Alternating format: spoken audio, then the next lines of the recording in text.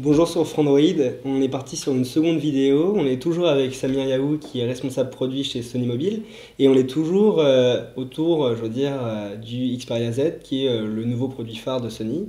Et là on va s'intéresser plus aux caractéristiques et techniques, mais également aux fonctionnalités du Xperia Z. Ma première question concerne finalement la puissance brute de l'appareil. Jusqu'aujourd'hui, Sony a pas voulu se positionner face aux autres gros constructeurs qui communiquaient sur des derniers processeurs, sur de la puissance brute et sur des benchmarks où ils comparaient des scores.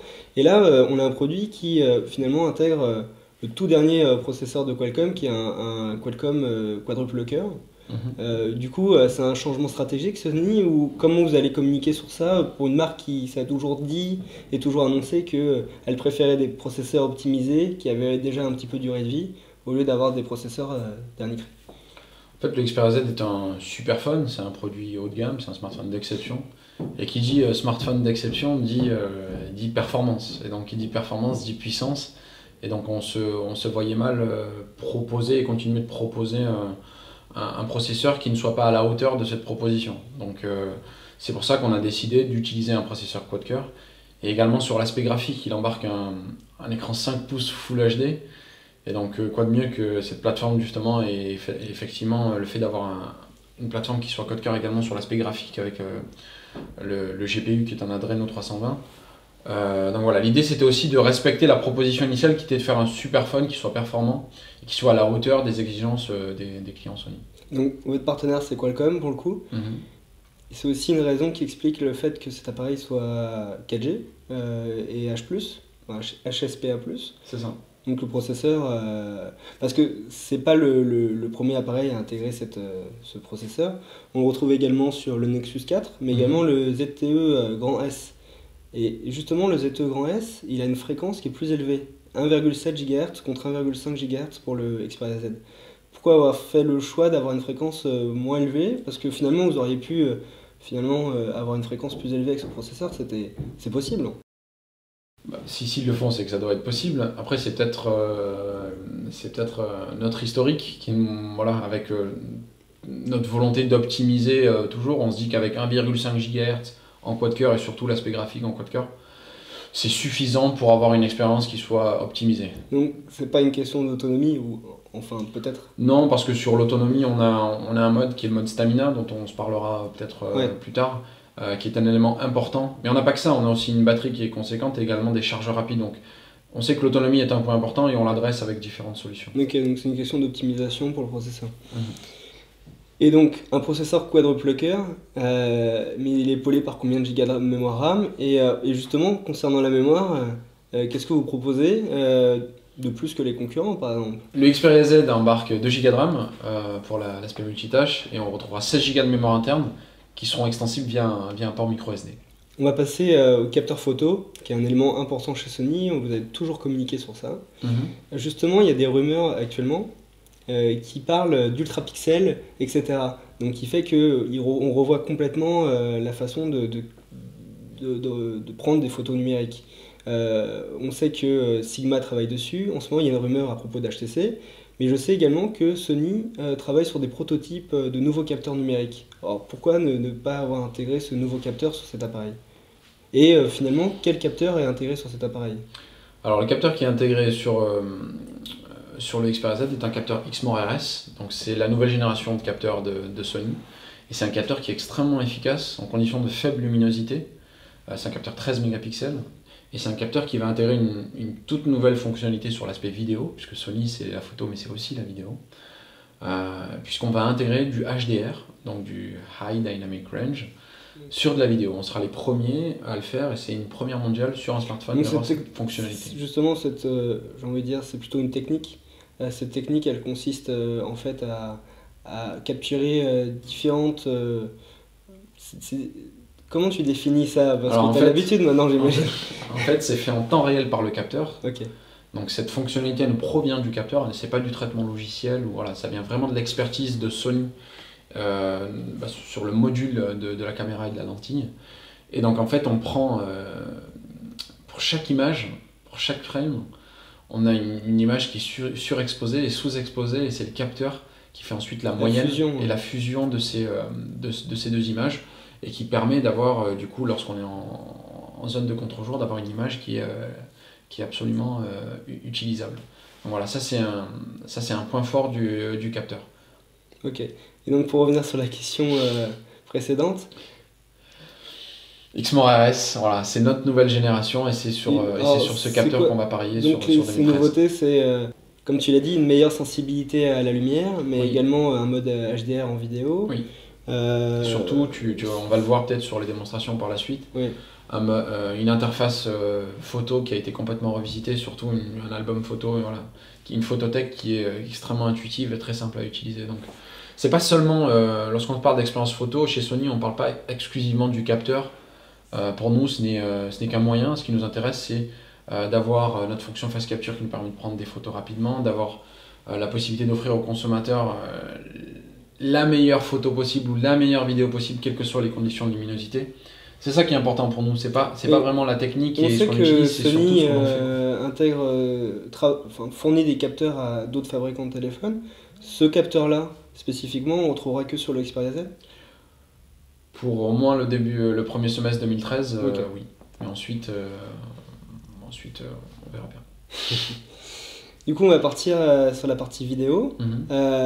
C'est un des premiers produits haut de gamme de Sony mobile qui n'intègre pas de port micro HDMI. La première question, c'est pourquoi? Et ensuite, c'est est-ce que du coup, le port micro USB est compatible MHL ou pas? Alors, qu'est-ce que vous proposez finalement? Depuis le Xperia T et le Xperia V, on utilise le port MHL en fait. Donc c'est quelque chose qu'on intègre depuis fin 2012.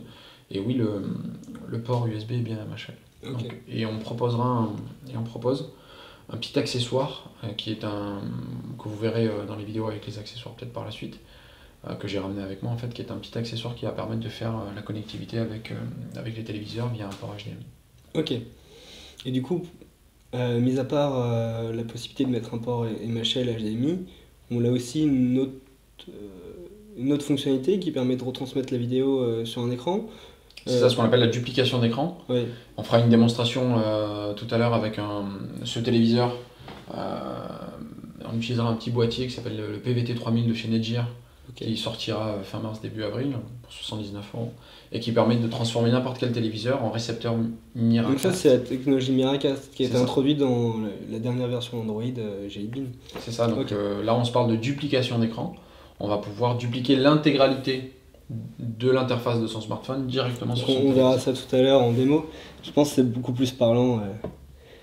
Et sachez d'ailleurs qu'on va lancer sur 2013 un téléviseur qui intégrera nativement cette fonctionnalité, et on continuera d'utiliser le NFC qui est une technologie qui est très importante pour Sony pour activer cette fonctionnalité qu'on appelle One Touch Mirroring pour la duplication d'écran. On va passer rapidement sur la vidéo, le son. Après la vidéo, on a vu qu'il y avait un nouveau kit main libre qui serait disponible dans le packaging avec le Xperia Z. En fait, ce sont tout simplement des écouteurs haut de gamme, compatibles Clear Audio Plus, donc notre traitement de son. Et vous le verrez, c'est des écouteurs intra-auriculaires qui disposent d'un cylindre en fait, qui est un petit peu plus grand que d'habitude. Du coup, ça va vous permettre d'avoir un meilleur son, un meilleur rendu dans vos cavités, dans les cavités de vos oreilles. Donc malheureusement, vous ne pouvez pas le tester là. Et ça sera compatible avec les téléphones des concurrents? C'est du jack 3.5, là il n'y a pas de souci. Ça offre un meilleur son du fait de leur structure en fait hardware. Et on peut les trouver ailleurs qu'avec le Xperia Z, ces écouteurs? Je crois qu'ils sont...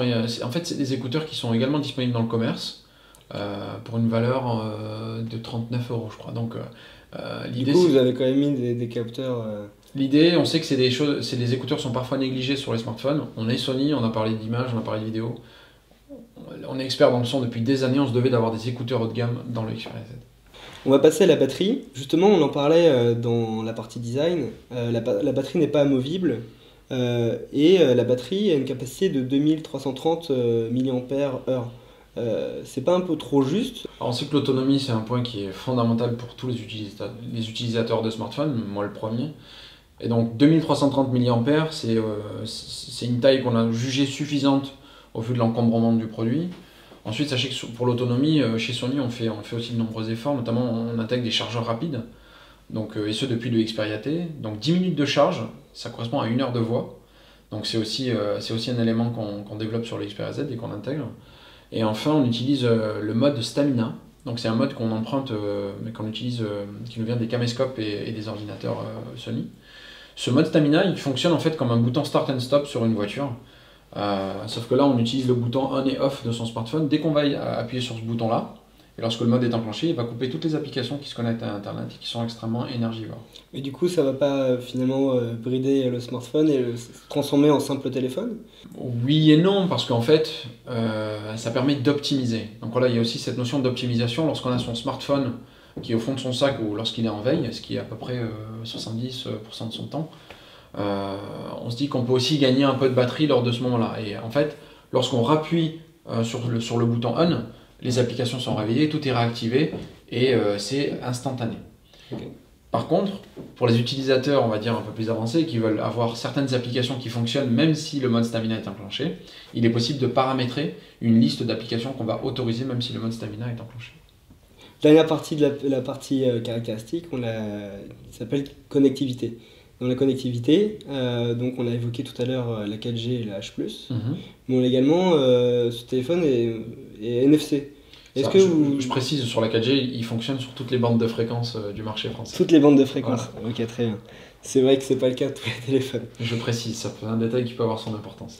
Et donc, bon, justement, la 4G, est-ce qu'il va y avoir des relations privilégiées avec les opérateurs En fait, il fait d'ores et déjà, ce produit sera référencé chez les 3 opérateurs. Même 3 opérateurs qui proposent déjà la 4G. C'est ça. Okay. Mais il sera également disponible chez Free Mobile? Oui, il sera également disponible chez Free Mobile. Il fait déjà partie des communications, par exemple, j'ai vu qu'Orange avait fait des communiqués de presse sur le déploiement de la 4G. Il fait déjà partie des terminaux qui sont compatibles et qui sont cités par Orange. Okay. SFR a déjà commencé la précommande de ce produit-là. Donc il est H+, double carrière, etc. Exactement, dual carrière, H+, et également 4G. Et tu parlais de NFC.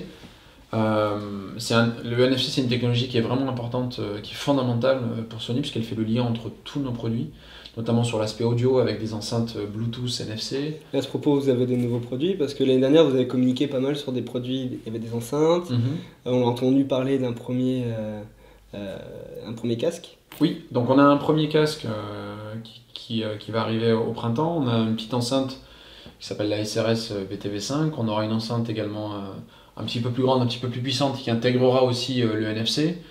Et on aura même un petit disque dur connecté qui va nous permettre de faire de la sauvegarde en NFC. Donc voilà, c'est vraiment un élément qui est au cœur de la stratégie de Sony et qui va nous permettre aussi de nous différencier et surtout de simplifier l'utilisation des appareils au quotidien.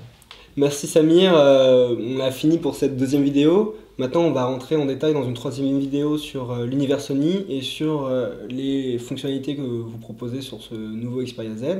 Et enfin sur sa disponibilité et son prix, parce que ça arrive très bientôt je crois.